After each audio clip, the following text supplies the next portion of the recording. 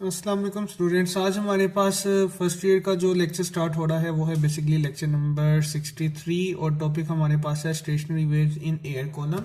Air column basically हमारे पास simply pipes होंगे और उन पाइप्स में से एयर को गुजार के हम बेसिकली स्टेशनरी वेव्स को जनरेट करेंगे जिसकी वजह से म्यूजिकल साउंड्स बनेंगी।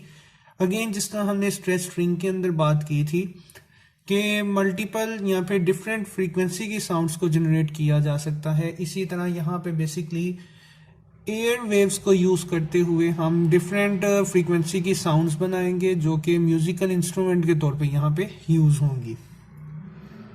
तो टॉपिक शुरू करते हैं। अब चूंकि हमारे पास एयर कॉलम है और मैं एयर कॉलम की बात कर चुका हूँ कि बेसिकली ये हमारे पास पाइप्स होते हैं। तो अगर तो ये हमारे पास पाइप हैं तो पाइप हमारे पास दो तरह के हो सकते हैं। एक हमारे पास पाइप की टाइप होगी ओपन और एक हमारे पास टाइप होगी क्लोज। ओपन मींस देखें हमारे पास लेट से ये एक पाइप है, मैंने इसके दोनों एंड्स को ओपन रखा हुआ है, दोनों एंड्स इसके फ्री हैं। लेकिन अगर इसी एक पाइप के अंदर मैं इसकी एक साइड को बंद कर दूं तो ये बंद एग्जांपल आ जाएगी क्लोज्ड पाइप की।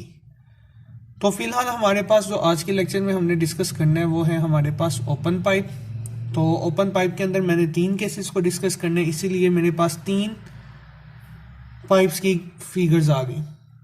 अब इसके अंदर जो स्टूडेंट्स आपने याद रखना है ना, वो बात है यहाँ पे याद रखने वाली कि जब पाइप के अंदर स्टेशनरी वेव्स बनना शुरू होंगी तो स्टेशनरी वेव के बेसिकली दो पार्ट्स बनते हैं। एक हमारे पास आता है एंटी नोड और एक हमारे पास आता है नोड। तो ये चीज़ याद रखनी है कि स्टूडेंट्स जो हमारे पास पाइप का ओपन एंड होगा ना, वहाँ पे चूंकि मॉलिक्यूल्स फ्रीली ऑसिलेट कर सकते हैं तो इसीलिए मैक्सिमम एम्पलीट्यूड के साथ ऑसिलेट करेंगे और मैक्सिमम वो पॉइंट जहाँ पे पार्टिकल्स मैक्सिमम एम्पलीट्यूड के साथ ऑसिलेट करें वो बेसिकली एंटी नोड होता है। तो चूंकि फ्रीडम होने की वजह से मॉलिक्यूल्स मैक्सिमम ऑसिलेट कर सकते हैं, इसीलिए ओपन एंड के ऊपर हमेशा एंटी नोड बनेगा। स्टेशनरी वेव्स का क्या बनेगा?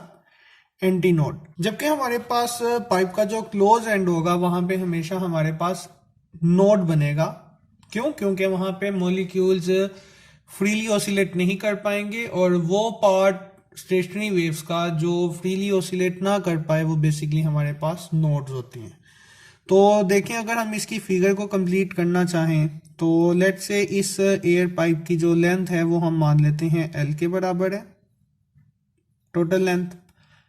और इसके अंदर मैं कह देता हूं कि यहाँ पे अगर एंटी नोड है और यहाँ पे हमारे पास एंटी नोड है तो एक एंटी नोड से फौरी तौर पे सेकंड एंटी नोड नहीं आएगा, बल्कि एंटी नोड के बाद एक नोड आएगा और नोड के बाद एक एंटी नोड।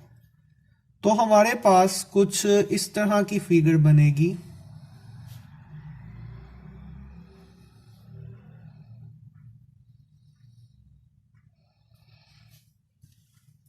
तो ये देखें तो हमारे पास एंटी नोड्स आ रहे हैं, ये एंटी नोड है, जबकि ये पॉइंट हमारे पास नोड के तौर पे यहाँ पे आएगा।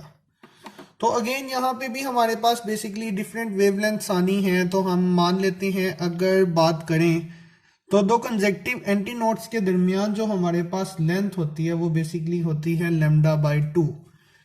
तो मैं कह सकता हूं इस लेंथ को इन टर्म्स ऑफ अगर मैं लिखना चाहूं वेव लेंथ तो मैं इसको लिख सकता हूं L is equal to lambda 1 by 2।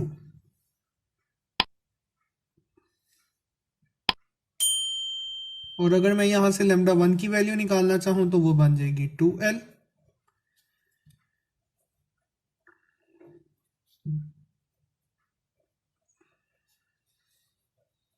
As we now that V is equal to F lambda, और मैं कह देता हूं यहां पे कि V जो है ये एक कांस्टेंट वैल्यू है।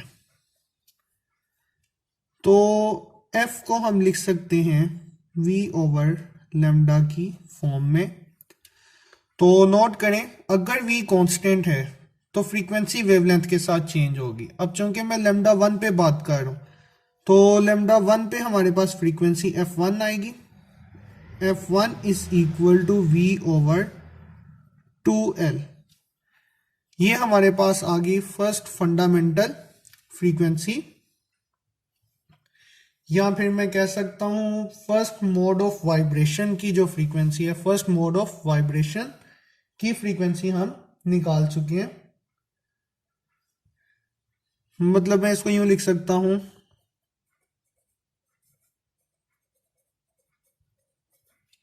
Fundamental mode of vibration. ये हमारे पास रिजल्ट बन गया। अब इसको मजीद हम अगली फिगर के साथ सोल्व करते हैं। अब अगली फिगर में होगा क्या, क्योंकि हम इसकी फ्रीक्वेंसी को इंक्रीज कर रही हैं, फ्रीक्वेंसी इंक्रीज होने की वजह से होगा क्या, हमारे पास फिगर में थोड़ी बहुत चेंजिंग आएगी।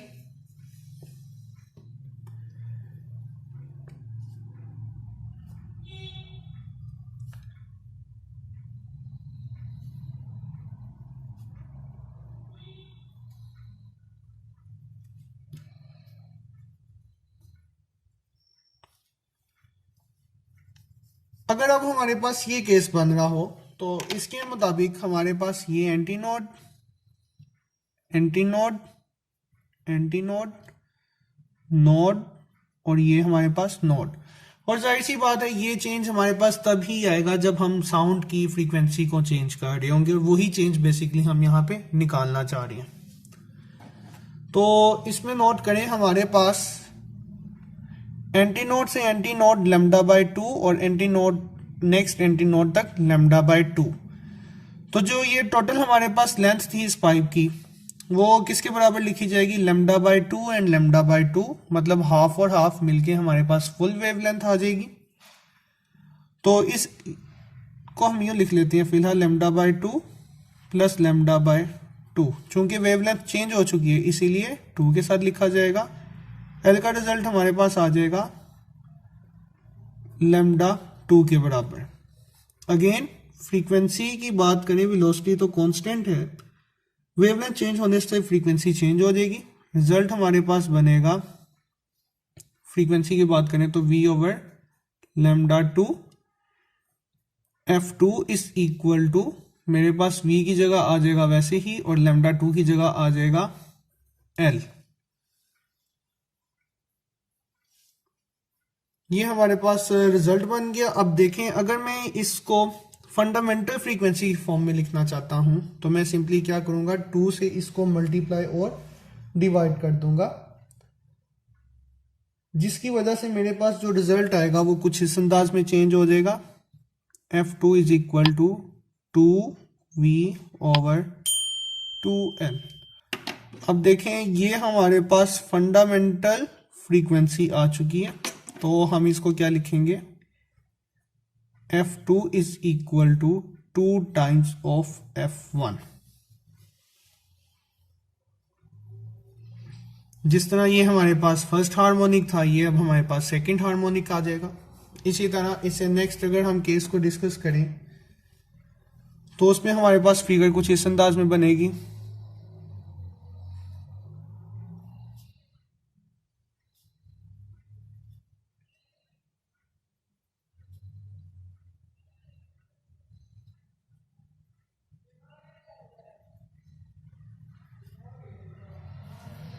तो ये हमारे पास एंटीनोड, एंटीनोड, एंटीनोड, एंटीनोड, ये आ जाएगा नोड, नोड और नोड।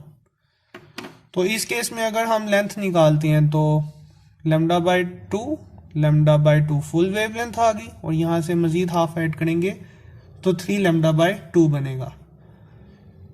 लेमडा 3 थर्ड केस आ रहा है तो lambda 3 by 2 plus lambda 3 by 2 plus lambda 3 by 2। जब हम इसको सिंप्लीफाई करेंगे तो रिजल्ट हमारे पास आ जाएगा 3 लेमडा 3 बाय 2, जबकि लेमडा 3 की वैल्यू बन जाएगी हमारे पास 2l बाय 3। फॉर फ्रीक्वेंसी अगर हम देखना चाहें